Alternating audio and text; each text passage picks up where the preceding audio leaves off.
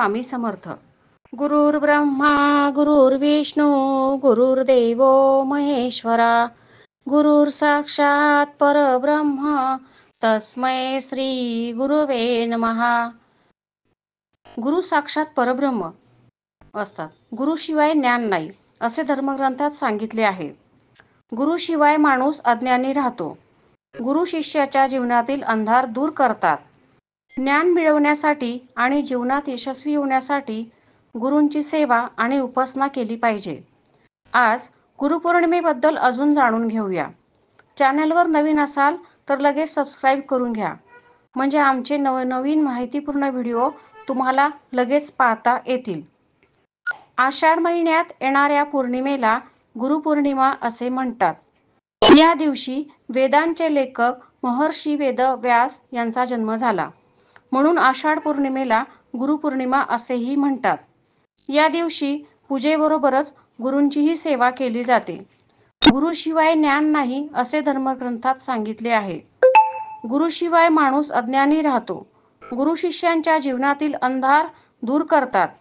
ज्ञान मिळवण्यासाठी आणि जीवनात यशस्वी होण्यासाठी गुरूंची सेवा आणि उपासना केली पाहिजे।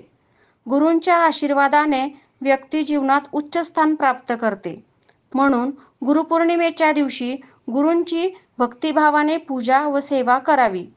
जाणून घेऊया गुरुपौर्णिमेच्या शुभमुहूर्त, पूजेची पद्धत आणि महत्त्व। अशाच नवनवीन माहितीसाठी आमच्या चॅनलला सबस्क्राईब करून लाईक व शेअर जरूर करा। गुरुपौर्णिमेचा मुहूर्त। पंचांगानुसार यावर्षी पौर्णिमेचा शुभारंभ शनिवार दिनांक 20 रोजी संध्याकाळी 5:59 सुरू होऊन रविवारी 21 जुलै दुपारी 3:46 ही पौर्णिमा समाप्त होईल। उदय तिथीनुसार रविवारी 21 जुलै रोजी हा सण मोठ्या उत्साहात साजरा केला जाईल। अशी करावी गुरुपौर्णिमेला पूजा। सकाळी लवकर उठून स्नान करावे, त्यानंतर स्वच्छ आणि नवीन कपडे परिधान करावेत। त्यानंतर देवाचे स्मरण करून दिवसाची सुरुवात करावी। सूर्याला पाणी अर्पण करावे व त्यानंतर पूजेच्या ठिकाणी बसून भगवान विष्णू व वेदव्यास यांच्या मूर्ती किंवा फोटोची स्थापना करावी। त्यानंतर फोटो किंवा मूर्तीवर गंध, फुले, अक्षदा अर्पण करून धूप दीप दाखवावा।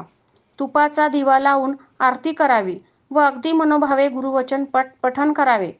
या दिवशी देवाला फळे, मिठाई, खीर किंवा इतर गोड पदार्थांचा नैवेद्य दाखवावा। या दिवशी तुम्ही तुमची बुद्धिमत्ता व ज्ञानासाठी पुस्तकांची पण पूजा करू शकता। याशिवाय ज्ञान देणाऱ्या गुरुचेही पूजन करू शकता। या दिवशी आपल्या गुरुचे पूजन करण्यास अत्यंत महत्त्व आहे। गुरुपौर्णिमेच्या दिवशी ज्ञान शोधणाऱ्या व्यक्तीने देवी सरस्वती आणि त्यांच्या गुरूंची पूजा करावी।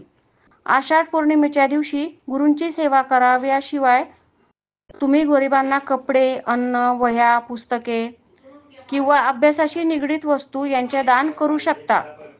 अशाच नवनवीन माहितीसाठी आमच्या चॅनलला सबस्क्राईब करून लाईक व शेअर करा।